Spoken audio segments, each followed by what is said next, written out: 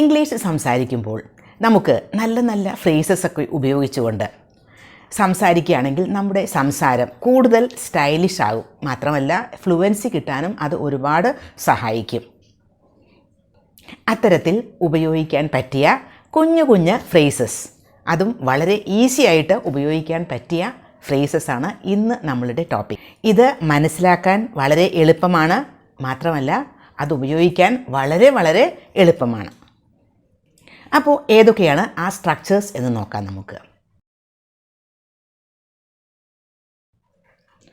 Fair and square. എന്താ അതിൻ്റെ meaning? Honestly and straightforwardly. സത്യസന്ധമായിട്ടും സ്ട്രെയിറ്റ് ഫോർവേഡായിട്ടും വളരെ നേരായ മാർഗത്തിൽ കൂടി പല കാര്യങ്ങളും നടക്കണമെങ്കിൽ ചിലപ്പോൾ ചീറ്റിങ്ങിൽ കൂടിയൊക്കെയാണ് ചില ആളുകൾ അത് സാധിച്ചെടുക്കുക. പക്ഷെ അതൊന്നും അല്ലാതെ വളരെ സത്യസന്ധമായിട്ട് തന്നെ വളരെ നേരായ മാർഗത്തിൽ കൂടി തന്നെ എല്ലാ റൂൾസും ഒബേ ചെയ്തുകൊണ്ട് തന്നെ പല കാര്യങ്ങളും നമുക്ക് സാധിച്ചെടുക്കാം. അപ്പോൾ അത്തരത്തിൽ ചെയ്യുന്നതിനെയാണ് ഫെയർ ആൻഡ് സ്ക്വയർ എന്ന് പറയുന്നത്. Honestly and straightforwardly. For example, election win ചെയ്യുന്ന സമയത്ത് വളരെ നേരായ മാർഗത്തിൽ കൂടി തന്നെ വിൻ ചെയ്തു എന്ന് പറയണമെങ്കിൽ she one the election fair and square. വളരെ നേരായ രീതിയിൽ തന്നെയാണ് എലക്ഷൻ അവൾ വിൻ ചെയ്തത്. She one the election fair and square. അതുപോലെ തന്നെ ഗെയിംസൊക്കെ കളിക്കുമ്പോൾ എന്തെല്ലാം തരത്തിലുള്ള ചീറ്റിംഗ് നടക്കാറുണ്ട്. പക്ഷെ അതൊന്നും ഇല്ലാതെ they won the game fair and square. They won the game fair and square. He completed the project fair and square, meeting all the requirements and deadlines. Project complete ചെയ്യുമ്പോൾ പല ഡെഡ്ലൈൻസ് നമുക്ക് meet ചെയ്യേണ്ടി വരും. ചിലപ്പോൾ പല റിക്വയർമെൻറ്റ്സും അതിനുണ്ടാവും. പല കാര്യങ്ങളും ആവശ്യമായി വരും. അതൊക്കെ നേരായ രീതിയിൽ തന്നെ ചെയ്തുകൊണ്ട് പ്രോജക്റ്റ് അവൻ കംപ്ലീറ്റ് ചെയ്തു. He completed the project fair and square, meeting all the requirements and deadlines. അപ്പോൾ ഫെയർ ആൻഡ് സ്ക്വയർ വളരെ ഈസി ആയിട്ട് സെൻറ്റൻസുകളിൽ നമ്മുടെ സംഭാഷണങ്ങളിൽ ഉൾപ്പെടുത്താൻ ശ്രമിക്കുക. Feel at home. Feel at home എന്ന് പറഞ്ഞാൽ ഇപ്പോൾ നമുക്ക് ഹോം എന്ന് പറയുന്നതാവും നമുക്ക് ഏറ്റവും കംഫർട്ടബിൾ ആയിട്ടുള്ള സ്ഥലം. ഏറ്റവും ഒരു നൈസ് ഫീലിംഗ് നമുക്കുണ്ടാകുന്നത് നമ്മുടെ വീട്ടിൽ തന്നെയാവും. വേറെ ഒരു സ്ഥലത്ത് ചെന്നാൽ അത് തോന്നണമെന്നില്ല. അപ്പോൾ അതിൻ്റെ meaning feel comfortable, feel relaxed എന്നാണ്. വളരെ കംഫർട്ടബിൾ ആയിട്ടുള്ളൊരു ഫീലിംഗ്, വളരെ റിലാക്സ്ഡ് ആയിട്ടുള്ള ഒരു ഫീലിംഗ് തോന്നുക, അത് നമുക്ക് നമ്മുടെ വീട്ടിൽ തന്നെയാണ് തോന്നുക, അല്ലേ? അപ്പോൾ ഫീൽ അറ്റ് ഹോം എന്ന് പറഞ്ഞാൽ വീട്ടിൽ എങ്ങനെയാണോ അതുപോലെ തന്നെ തോന്നുക. Feel relaxed, feel comfortable. When I am at Nethu's place, I just feel at home. I just feel at home. അതിൻ്റെ മീനിങ്, ഞാൻ നേതുവിൻ്റെ സ്ഥലത്ത് ആയിരിക്കുമ്പോൾ എനിക്ക് ഐ ഫീൽ അറ്റ് ഹോം എന്ന് പറഞ്ഞാൽ അതിനർത്ഥം I feel relaxed, I feel comfortable. എനിക്ക് വീട്ടിലെങ്ങനെയാണോ ആ ഒരു ഫീലിംഗ് തന്നെ ഉണ്ടാവുന്നു. Make your self feel at home എന്ന് പറഞ്ഞാൽ അതിനർത്ഥം മേക്ക് യുവർ സെൽഫ് കംഫർട്ടബിൾ. ഇപ്പോൾ നമ്മളൊരു വീട്ടിൽ ചെല്ലുന്നു, നമ്മളോട് വളരെ ഫ്രീ ആയിട്ട് നമുക്ക് അവരുടെ വീട്ടിൽ പെരുമാറാം എന്ന് ഉണ്ടെങ്കിൽ അദ്ദേഹത്തിന് പറയാം please feel at home. Please feel at home എന്ന് പറഞ്ഞാൽ നിങ്ങൾ നിങ്ങളുടെ സ്വന്തം വീട് പോലെ തന്നെ കരുതിക്കോളൂ, അതേപോലെ തന്നെ കംഫർട്ടബിളായിട്ട് നിങ്ങൾ ഇവിടുത്തെ റൂംസും എല്ലാ കാര്യങ്ങളും ഉപയോഗിച്ചോളൂ എന്നാണ്. On second thoughts. ചില കാര്യങ്ങളൊക്കെ നമ്മൾ ഡിസൈഡ് ചെയ്ത് കഴിയുമ്പോഴായിരിക്കും നമുക്ക് ഒന്നുകൂടി ഒന്ന് റീകൺസിഡർ ചെയ്യുന്നത്.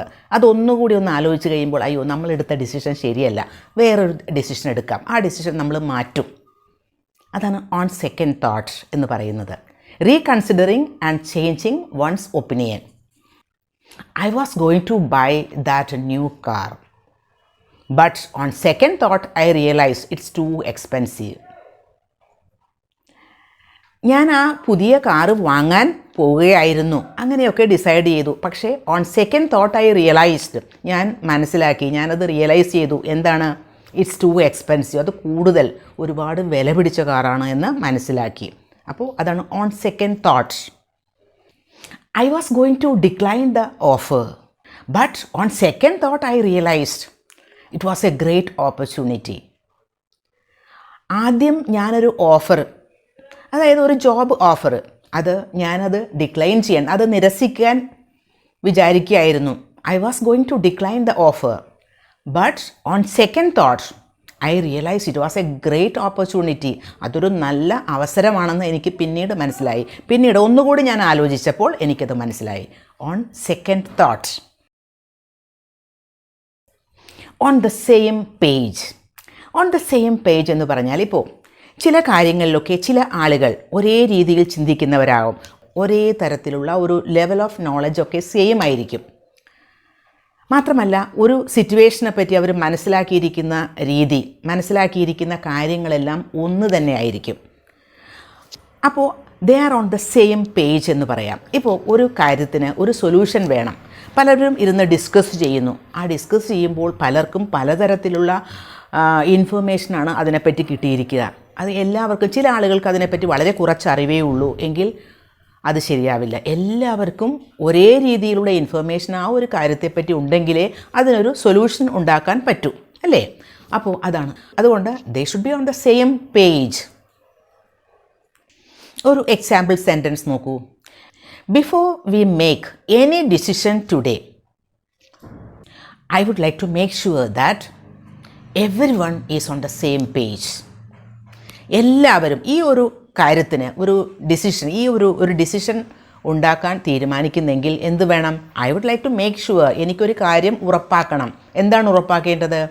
Everyone is on the same page.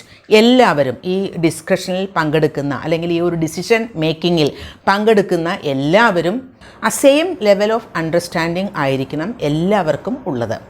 ആ കാര്യത്തെ പറ്റി എല്ലാവർക്കും ഒരേ തരത്തിലുള്ള ഇൻഫർമേഷൻ, ഒരേ ലെവൽ ഓഫ് നോളജ് ആയിരിക്കണം എന്ന്.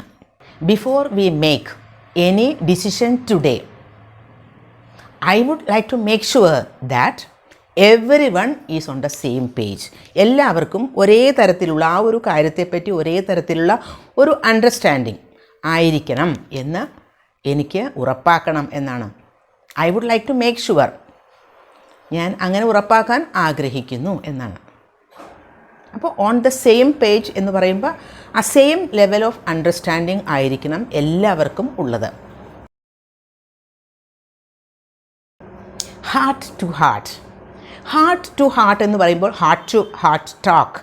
ഇപ്പോൾ നമുക്ക് വളരെ ക്ലോസ് ആയിട്ടുള്ള ആളുകളോട് നമ്മുടെ ഫീലിങ്സും, നമ്മുടെ പേഴ്സണൽ ഫീലിങ്സ്, അതുപോലെ നമ്മുടെ പല കാര്യങ്ങളും നമ്മൾ ഷെയർ ചെയ്യുന്നത് ഹാർട്ട് ടു ഹാർട്ട് ടോക്ക് എന്ന് പറയുന്നത് അതിനെയാണ്. അത് ചിലപ്പോൾ ഫ്രണ്ട്സ് തമ്മിലാകാം, വളരെ ക്ലോസ് ആയിട്ടുള്ള ആളുകൾ തമ്മിൽ അങ്ങനെ ആകാം. അപ്പോൾ എല്ലാം തുറന്ന് സംസാരിക്കുമ്പോഴാണ് പല കാര്യങ്ങളിലും ഒരു വ്യക്തത ഉണ്ടാവുന്നത്. അപ്പോൾ ഹാർട്ട് ടു ഹാർട്ട് ടോക്ക് അല്ലെങ്കിൽ ഹാർട്ട് ടു ഹാർട്ട് ചാറ്റ് എന്നൊക്കെ പറഞ്ഞാൽ അതാണ്. We spoke heart to heart എന്ന് പറഞ്ഞാൽ ഞങ്ങൾ സംസാരിച്ചു. എങ്ങനെ? എല്ലാം തുറന്ന് സംസാരിച്ചു. മനസ്സിലുള്ള കാര്യങ്ങളൊക്കെ ഞാൻ ഷെയർ ചെയ്തു, അങ്ങോട്ടും ഇങ്ങോട്ടും ഷെയർ ചെയ്തു. We spoke heart to heart. John called his father for a heart to heart talk. ഒരു മനസ്സ് തുറന്നുള്ള ഒരു സംസാരത്തിന് വേണ്ടി ജോൺ അവൻ്റെ ഫാദറിനെ വിളിച്ചു. John called his father for a heart to heart talk.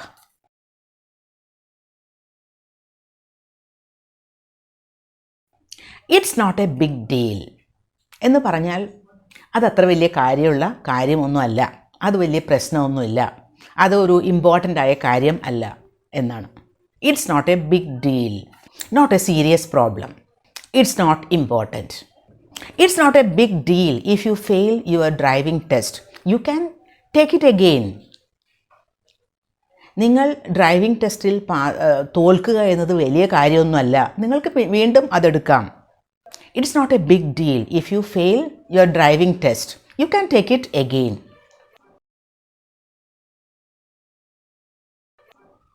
Mark my words. Mark my words. എന്താണ് അതിൻ്റെ meaning? Pay attention to what I am saying. ഞാൻ പറയുന്നത് ശ്രദ്ധിക്കൂ. അത് വളരെ ഇമ്പോർട്ടൻ്റ് ആയിട്ടൊരു കാര്യമാണ്. ഞാൻ പറയുന്നത് നിങ്ങൾ ശ്രദ്ധിക്കൂ, നിങ്ങൾ മാർക്ക് ചെയ്യൂ എന്നാണ്. Because it will prove to be true. അത് പിന്നീട് അത് സത്യം ആണെന്ന് തെളിയും.